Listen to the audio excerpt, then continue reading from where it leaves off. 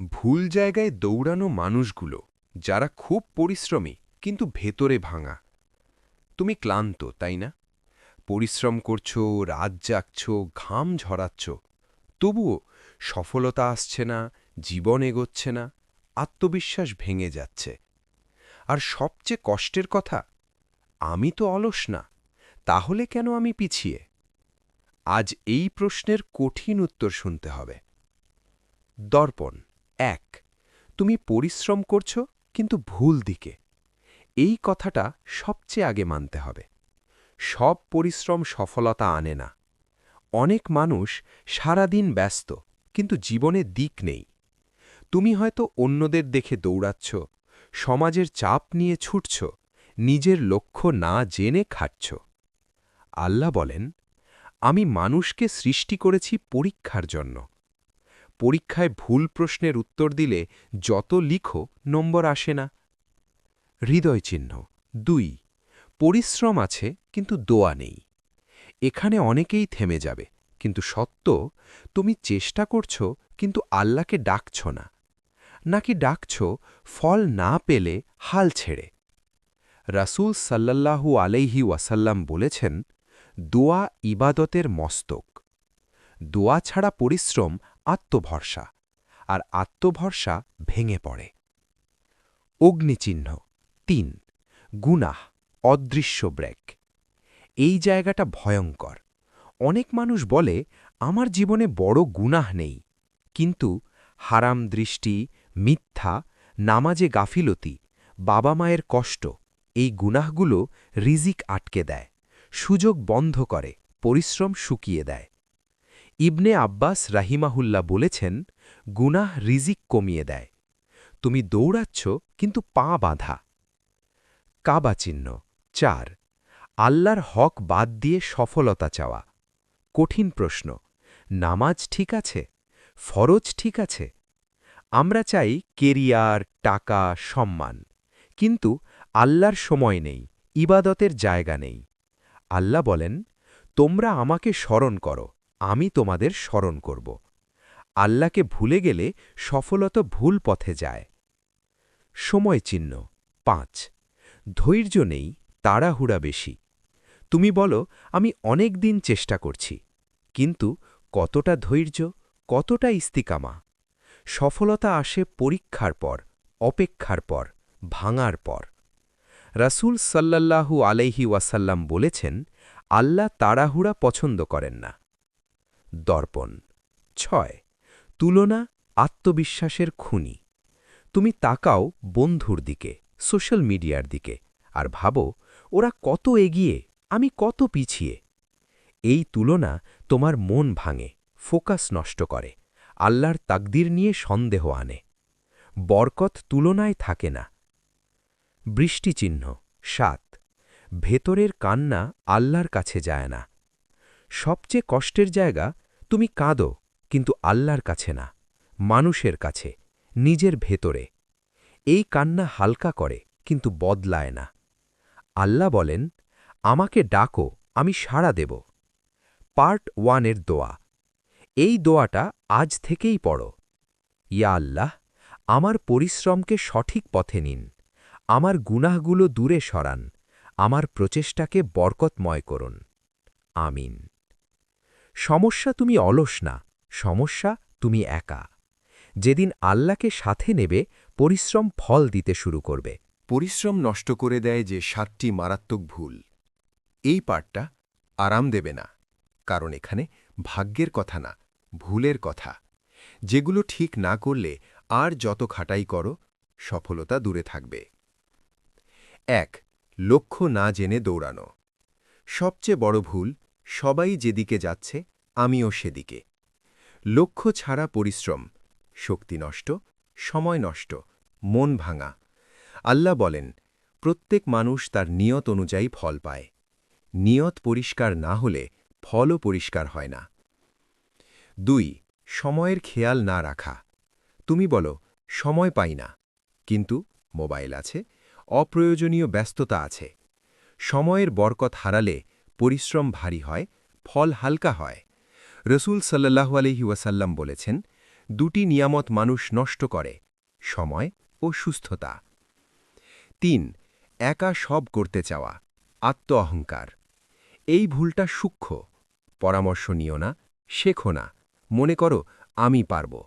কিন্তু আল্লাহ কাউকে একা বানাননি। নবী সাল্লাল্লাহু আলাইহি ওয়াসাল্লামরাও সাহাবাদের সাথে কাজ করেছেন। অহংকার সফলতার দরজা বন্ধ করে। ৪. আল্লাহকে শেষ অপশন বানানো। অনেকে আগে চেষ্টা, ব্যর্থ হলে দোয়া। এইটা উল্টো। মুমিন আগে দোয়া, তারপর চেষ্টা, তারপর তাওয়াক্কুল। আল্লাহ বলেন, আমার ওপর ভরসা করো। ৫. হারামকে হালকা মনে করা। এই ভুলটা সফলতা খেয়ে ফেলে। হারাম ইনকাম, হারাম শর্টকাট, হারাম চোখ, এই সব রিজিক বন্ধ করে, সুযোগ আটকে দেয়। পরিশ্রম আছে, বরকত নেই। ৬. নিজের ভুল মানতে না চাওয়া। সবাই দোষী, সিস্টেম, সরকার, মানুষ। কিন্তু আমি? যে নিজেকে প্রশ্ন করে না, সে বদলায় না। ৭. ধৈর্য ছেড়ে দেওয়া। সফলতার ঠিক আগে মানুষ থেমে যায়। তুমি হয়তো খুব কাছাকাছি, কিন্তু জানো না। আল্লাহ বলেন, নিশ্চয়ই আল্লাহ ধৈর্যশীলদের সাথে। পার্ট 2 এর দোয়া। ইয়া আল্লাহ, আমার ভুলগুলো আমাকে দেখিয়ে দিন। আমাকে অহংকার থেকে বাঁচান, আমার পরিশ্রমে বরকত দিন। আমিন। সফলতা দূরে না, ভুলগুলো কাছে। ভুল ঠিক হলে রাস্তাই খুলে যাবে। গুনাহ কিভাবে নীরবে সফলতার দরজা বন্ধ করে দেয়। এই পাঠটা সবচেয়ে বিপজ্জনক, কারণ এখানে শত্রু বাইরে না, ভেতরে। তুমি ভাবছ, আমি তো পরিশ্রম করি, তবুও কেন আটকে যাচ্ছি? উত্তরটা আজ শুনো। ১. গুনাহ মানে অদৃশ্য দেয়াল। গুনাহ মানে শুধু বড় অপরাধ, প্রকাশ্য পাপ না। চোখের গুনাহ, জিহ্বার গুনাহ, গোপন অভ্যাস। এই গুনাহগুলো দোয়ার সামনে দেয়াল, রিজিকের সামনে তালা, সুযোগের সামনে বাধা। ইমাম শাফেঈ রাহিমাহুল্লাহ বলেছেন, আমি আমার স্মৃতি দুর্বল হতে দেখলাম, তখন গুনাহ ছাড়ার চেষ্টা করলাম। যদি গুনাহ জ্ঞান কমায়, সফলতা তো আরও দূরে যাবে। ২. হারাম দৃষ্টি ফোকাসের খুনি। এই গুনাহটা অনেকে হালকা ভাবে, কিন্তু হারাম দৃষ্টি মন নষ্ট করে। মন নষ্ট হলে ফোকাস নষ্ট, ফোকাস নষ্ট হলে ভবিষ্যৎ নষ্ট। তুমি কাজ করছ, কিন্তু মন অন্য জায়গায়, আত্মবিশ্বাস কম, ইচ্ছাশক্তি দুর্বল। এই সব হারাম চোখের ফল। ৩. জিহ্বার গুনাহ সম্পর্ক ও সুযোগ ধ্বংস করে। মিথ্যা, গীবত, অভিযোগ, নেতিবাচক কথা। এই কথাগুলো মানুষের বিশ্বাস ভাঙে, সম্পর্ক নষ্ট করে, সুযোগ বন্ধ করে। অনেক সফলতার দরজা মানুষ দিয়েই আসে। জিহ্বা খারাপ হলে দরজাও বন্ধ। ৪. নামাজে গাফিলতি আত্মার শক্তি শেষ। তুমি পরিশ্রম করছ, কিন্তু ভেতরে শক্তি নেই, কারণ নামাজ অনিয়মিত, ফজর মিস, ইবাদত দুর্বল। নামাজ মন শান্ত করে, সিদ্ধান্ত শক্ত করে, রাগ নিয়ন্ত্রণ করে। নামাজ ছাড়া সফলতা ভেতরে ফাঁকা। ৫. হারাম রিজিক, যত পরিশ্রমী হোক, ফল শুকনো। এইটা ভয়ঙ্কর সত্য। হারাম টাকা, হারাম সুবিধা, অন্যের হক। এই টাকায় কাজ চলে, কিন্তু শান্তি আসে না, স্থায়িত্ব থাকে না। রাসূল সাল্লাল্লাহু আলাইহি ওয়াসাল্লাম বলেছেন, হারাম দিয়ে শুরু করা কাজ বরকত পায় না। ৬. বাবা মায়ের কষ্ট আল্লাহর দরজা বন্ধ। অনেক মানুষ বাইরে ভালো, ঘরে রুক্ষ, কিন্তু বাবা মায়ের চোখের পানি আল্লাহর আরশ কাঁপায়। এই কষ্ট থাকলে দোয়া আটকে, সুযোগ সরে, পরিশ্রম ভেঙে যায়। ৭. তওবা না করা সবচেয়ে বড় ক্ষতি। গুনাহ করলে লজ্জা থাকলে সমস্যা নেই, তওবা করলে রাস্তা খোলে। কিন্তু গুনাহ প্লাস নির্লজ্জতা, গুনাহ প্লাস অভ্যাস, এই অবস্থায় সফলতা দূরে থাকে, হৃদয় শক্ত হয়। পার্ট 3 এর তওবার দোয়া। এই দোয়াটা আজ একান্তে পড়ো। ইয়া আল্লাহ, যে গুনাহগুলো আমার রাস্তায় দেয়াল হয়ে আছে, সেগুলো আমাকে দেখিয়ে দিন, আমাকে সেগুলো ছাড়ার শক্তি দিন। আমিন। অনেক মানুষ ব্যর্থ হয় অলসতার কারণে না, গুনাহের কারণে। যেদিন তওবা শুরু হবে, সেদিন রাস্তা খুলবে। দোয়া, তাওয়াক্কুল ও সঠিক চেষ্টা সফলতার নববিসূত্র। এতক্ষণ তুমি শুনলে কেন পরিশ্রম ফল দিচ্ছে না, কোন ভুলে রাস্তায় দেয়াল উঠছে, গুনাহ কিভাবে দরজা বন্ধ করে। এখন প্রশ্ন, তাহলে সঠিক পথ কোনটা? এই পাঠটা ভাঙা মানুষকে আবার দাঁড় করানোর জন্য।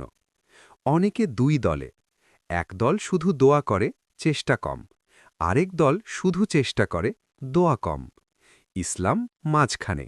রাসূল সাল্লাল্লাহু আলাইহি ওয়াসাল্লাম বলেছেন, উট বেঁধে তারপর আল্লাহর উপর ভরসা করো, মানে পরিকল্পনা করো, পরিশ্রম করো, তারপর ফল আল্লাহর হাতে দাও। এই ব্যালেন্সটাই সফলতার সুন্নাহ। অনেকে ভুল বোঝে, আল্লাহ দিলে হবে, তাই কিছু করে না। কিন্তু তাওয়াক্কুল মানে নিজের সর্বোচ্চ চেষ্টা, তারপর আল্লাহর সিদ্ধান্তে সন্তুষ্টি। নবী সাল্লাল্লাহু আলাইহি ওয়াসাল্লামও যুদ্ধেও পরিকল্পনা করেছেন, সাহাবাদের দায়িত্ব দিয়েছেন, তারপর বলেছেন, আল্লাহ আমাদের জন্য যথেষ্ট। সঠিক চেষ্টা কিভাবে বুঝবে? সঠিক চেষ্টা মানে লক্ষ্য পরিষ্কার, নিয়মিত কাজ, শেখার আগ্রহ, পরামর্শ গ্রহণ, ধৈর্য ধরে চলা। ভুল চেষ্টা আজ আছে কাল নেই, আবেগে শুরু, হতাশায় শেষ, কাউকে না শুনে একা চলা। আল্লাহ বলেন, মানুষ তার চেষ্টা অনুযায়ীই পায়। সকাল শুরু করো আল্লাহ দিয়ে। নবী সাল্লাল্লাহু আলাইহি ওয়াসাল্লাম দোয়া করেছেন, হে আল্লাহ, আমার উম্মতের সকালে বরকত দিন। যে মানুষ ফজর পড়ে, দিনের শুরু দোয়া দিয়ে করে, তার কাজে মনোযোগ থাকে, অলসতা কমে, সময়ের বরকত আসে। সফল মানুষের সকাল আলাদা। ব্যর্থতাকে ইবাদত বানাও। এই কথাটা গভীর। তুমি চেষ্টা করছ, কিন্তু ফল আসছে না। তবুও হালাল পথে আছো, নামাজ ছাড়নি, দোয়া ছাড়নি। এই চেষ্টা আল্লাহর কাছে ইবাদত। অনেক সময় আল্লাহ ফল দেরি করেন, কিন্তু মর্যাদা বাড়ান। হতাশা শয়তানের ফাঁদ। শয়তান চায় তুমি থেমে যাও, তুমি ভাবো আমি পারব না। কিন্তু আল্লাহ বলেন, আল্লাহর রহমত থেকে নিরাশ হয়েও না। যেদিন তুমি হতাশার মাঝেও দোয়া করো, চেষ্টা চালাও, সেদিনই তুমি জিততে শুরু করো। পার্ট 4-এর দোয়া। এই দোয়াটা আজ থেকে নিয়মিত পড়ো। ইয়া আল্লাহ, আমার চেষ্টা কবুল করুন, আমার তাওয়াক্কুল ঠিক করুন, আমাকে হতাশা থেকে রক্ষা করুন। আমিন। সফলতা শুধু গন্তব্য না, এটা একটা পথ। যে পথে দোয়া আছে, চেষ্টা আছে, ধৈর্য আছে, সেই পথে আল্লাহ আছেন। সফলতা কেন দেরিতে আসে, আর কেন এই দেরিটাই আল্লাহর সবচেয়ে বড় রহমত? এই পাঠটা মন দিয়ে শোনো, কারণ এটা তোমার জীবনের সবচেয়ে গুরুত্বপূর্ণ প্রশ্নের উত্তর। আমি এত চেষ্টা করেও কেন এখনো সফল না? 1. দেরি মানে প্রত্যাখ্যান না। আমরা মানুষ, এখন চাই, এখনই চাই, এইভাবেই চাই। কিন্তু আল্লাহ সময় জানেন, ক্ষমতা জানেন, তোমার সীমা জানেন। অনেক সময় সফলতা দেরি হয়, কারণ তুমি এখনো প্রস্তুত নও। তুমি এখন পেলে ভেঙে যাবে। আল্লাহ কখনো এমন কিছু দেন না যা তোমাকে ধ্বংস করবে। 2. দেরির সময় আল্লাহ তোমাকে গড়ে তোলেন। এই সময়টা লক্ষ্য করো, তুমি ধৈর্য শিখছ, তুমি নিজেকে চিনছ, তুমি আল্লাহর কাছে ফিরছ। এই গঠন ছাড়া সফলতা দিলে অহংকার আসত, আল্লাহ ভুলে যেতে। আল্লাহ আগে মানুষ বানান, তারপর অবস্থান দেন। 3. দেরি মানে শুদ্ধতা। যে সফলতা হারাম শর্টকাটে অন্যের হক নষ্ট করে, ওটা দেখতে বড়, কিন্তু ভিতরে ফাঁকা। দেরিতে আসা সফলতা হালাল, টেকসই, শান্তিপূর্ণ। এই সফলতায় ঘুম আসে, দোয়া কবুল হয়, বাবা মা খুশি থাকেন। 4. দেরির সময় সবচেয়ে বেশি দোয়া কবুল হয়। কষ্টের সময় কান্না আসে, অহংকার ভাঙে, দোয়া গভীর হয়। অনেক দোয়া সফলতার জন্য না, বরং সফলতার আগে এই দেরির সময়েই কবুল হয়। তুমি জানো না কোন দোয়া কোন বিপদ ঠেকিয়েছে। 5. আল্লাহ তোমাকে ভুল জায়গা থেকে বাঁচাচ্ছেন। তুমি যেটাকে সফলতা ভাবছ সেটা হয়তো তোমার জন্য ক্ষতি, হয়তো আল্লাহ থেকে দূরে নিত। এই জন্য আল্লাহ দরজা বন্ধ করেন, সুযোগ ভেঙে দেন। এটা রাগ না, রক্ষা। 6 দেরির পর যে সফলতা আসে সেটা আলাদা। এই সফলতা একদিনে আসে না, হঠাৎ আসে না, কিন্তু যখন আসে ভিতরটা শান্ত থাকে, আল্লাহর কৃতজ্ঞতা থাকে, অন্যকে টেনে তোলার শক্তি থাকে। এই সফলতা নিয়ামত। এখন নিজেকে জিজ্ঞেস করো, আজ সত্য করে বলো, আমি কি হারাম পথে যাইনি? আমি কি আল্লাহকে ভুলিনি? আমি কি ধৈর্য ছেড়ে দেইনি? যদি উত্তর আমি চেষ্টা করছি, তাহলে সুখবর, তুমি পথে আছো। দেরি মানে বাতিল না। শেষ দোয়া, এই সিরিজের হৃদয়। এই দোয়াটা আজ নিজের করে নাও। ইয়া আল্লাহ, আমার সফলতা দেরি হলে আমাকে অভিযোগকারী বানাবেন না। আমাকে এমন সফলতা দিন যা আমাকে আপনার কাছাকাছি নিয়ে যায়। আমিন। শেষ কথা, ফাইনাল মেসেজ। নরম কিন্তু দৃঢ় স্বরে, সব দেরি ক্ষতি না।